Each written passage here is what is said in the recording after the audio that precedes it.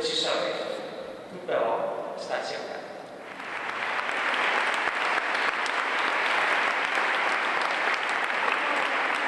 Io sono convinto che adesso questa città accoglie proprio con il cuore aperto. Mantova è una città così, ha il cuore aperto, ha l'animo aperto, e credo che proprio lo accoglierà con una gioia e una capacità di ascoltarlo e di capire qual è l'impronta pastorale che avrà.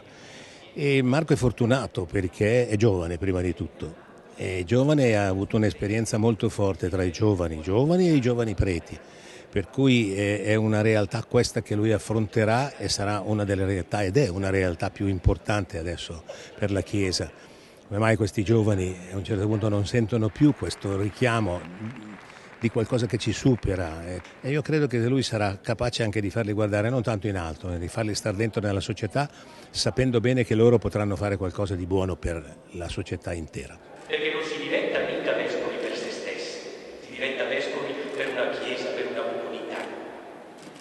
E devo anche un po' ricordare a me e a voi un episodio che è successo il 19 marzo del primo anno che ero prete, quando un ragazzo adolescente mi ha portato un regalino confezionato da lui, a cui c'era unito un piccolo biglietto con scritto "Finalmente ti ho trovato".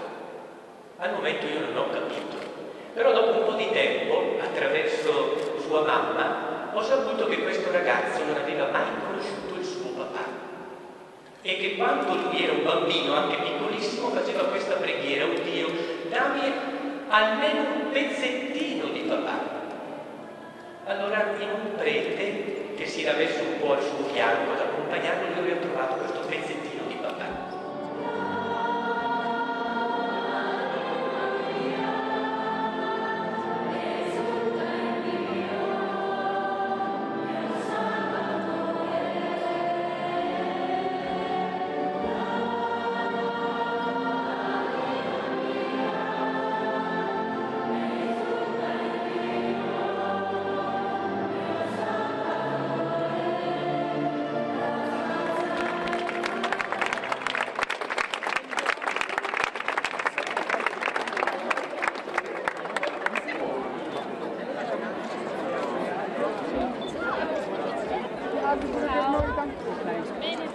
Buona strada. Questa è una cosa molto autistica, vero? Oggi è un giorno di grande festa per tutta la comunità mantovana che accoglie il suo nuovo pastore, e ritengo che sia veramente importante che il momento di festa sia condiviso con tutte le istituzioni della provincia di Mantova che operano per il bene e al servizio di questa stessa comunità, affinché, molto semplicemente, oggi sia un giorno di festa per noi tutti. Io sono convinto, e la disponibilità del Comune di Mantova è totale, che insieme riusciremo a fare passi con rinnovata spinta e forza, i passi per rendere la nostra comunità più giusta, più forte e più libera. Grazie davvero, oggi si inizia e iniziamo insieme. Grazie.